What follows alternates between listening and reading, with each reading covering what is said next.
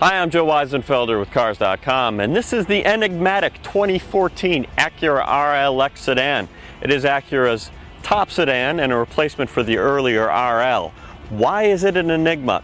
Well, usually when you drive a lot of cars and someone asks you what you think of it, you can sum it up in a sentence or two, maybe even a word. It might be exciting or sporty. It might be bland or dull. This car is none of those things. I've been driving it for days, and when people ask me what I think, all I can come up with is, Now, if it seems like the RLX gives me pause, it's because it gives everyone pause. Precision all-wheel steer. Why is there a hyphen in there? Probably because otherwise the cars would just say pause on them, and that's just silly. And Jaguar would probably file suit or something. The RL had super handling all-wheel drive. Only later in the model year, when a hybrid version of the RLX comes out powering the rear wheels, will that be available. Now it's front-wheel drive, precision all-wheel steer in the back. What that does is it allows the wheels to turn up to 2 degrees in either direction, which has some claimed advantages I'll explain in a minute. But for now, one of the advantages they claim is that it makes the turning circle tighter. Acura considers this a mid-size car, so I compared the specs to some other mid-size cars, and here are the cars that have tighter turning circles than the RLX. The Volvo S80, Audi A6, Mercedes-Benz E-Class, I could keep going. Those cars don't have precision all-wheel steer. I looked at the full-size luxury sedans, also tighter turning circles on the Buick LaCrosse, Jaguar XJ, Mercedes S-Class. I actually did find a couple with the same turning circle as this car, the full-size Audi A8 and the extended Jaguar XJL. Even though the RLX is slightly bigger than the RL, it still is kind of in between midsize and full-size. I'd say probably closer to midsize. The legroom is actually a little bit less than in the TL, which is another Acura midsize sedan, but it's definitely competitive. Same thing for the headroom, etc. The interior is well executed. Acura would do well to discover color, as many other manufacturers have. The quality is good. Show you a couple of the most interesting things. One is they don't have any of those touch-sensitive capacitive buttons, which I hate, so thumbs up there. Also, they have 2 screens. Instead of one touch screen or a high screen and a knob controller, they have a high screen, a touch screen, and a knob controller. The idea is the screen up high is close to your line of sight, but then that's too far for you to reach as a touch screen. I like having a touch screen to input street names and stuff like that, so I like the idea, but the execution isn't quite right.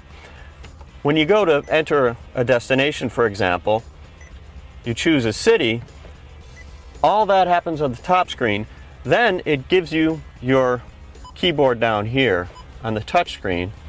I'm typing in the city name. What happens is instead of coming up on the same screen, it pops up on the higher one. So then I have to go down here to the knob to choose my city. What I don't understand is why it doesn't put more of that on the touch screen itself. So I think it needs some work. Another notable feature is one of the active steering options. It's lane keep assist. Now, it's not the same as lane departure warning, which is also on this car. That's where a camera watches the stripes in the road and it warns you if you're straying.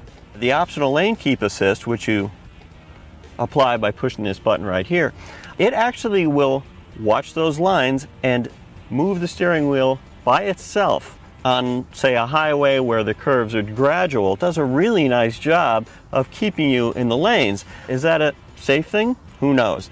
They must think not, because if you don't touch the wheel yourself for about 10 seconds, maybe 20, it alerts you and tells you steering required. So I'm really not sure what the point is, ultimately. In this era of smartphones, I don't know if we want to be steering for people, and if we are, shouldn't we be doing it all the time instead of warning them that they need to touch the wheel? I'm not sure I get it. Now, the driving experience in the RLX is pretty nice. It gives 310 horsepower, which is an increase. Really good throttle response off the line, and for passing, I'd say the acceleration aspect of the car is pretty impressive. Ride quality is right in the middle. It's not super comfortable, but it's also not super firm. there is not an adaptive shock absorber feature that allows you to choose soft versus firm, and that's a little bit of a disappointment. I would describe the car's handling as quite competent. Actually, pretty impressive overall, but what the car doesn't do is inspire you to drive it in a spirited fashion. One of the RLX's big upsides is the back seat room, mainly in terms of leg room. The driver's seat is all the way back. You can see I have plenty of clearance for my legs. And overall, it's pretty wide, pretty comfortable, and it has 2 inches more legroom than the Acura TL, 3 inches more than the Mercedes E-Class, and almost 4 inches more than the Volvo S80. I was actually hoping that the replacement for the RL would be larger, maybe have more personality. You know, no one says that a manufacturer's top sedan has to be a full-size sedan like all of the European imports. What's perplexing to me is that this is essentially a mid-size car, but so is the Acura TL. Now, Lexus has 2 mid-size cars, the ES and the GS, but one is front-wheel drive, one is rear-wheel drive. They have very different personalities. So like the RL, the RLX is really very much in between in a lot of ways. Still, it would be a good choice if you're looking for a car that's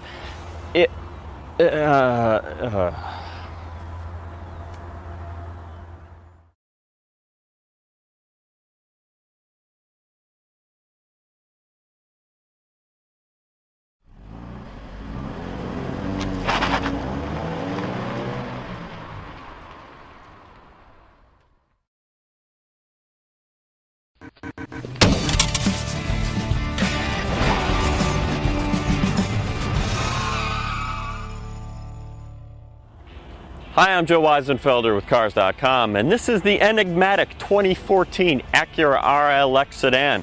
It is Acura's top sedan and a replacement for the earlier RL. Why is it an enigma? Well, usually when you drive a lot of cars and someone asks you what you think of it, you can sum it up in a sentence or two, maybe even a word. It might be exciting or sporty. It might be bland or dull.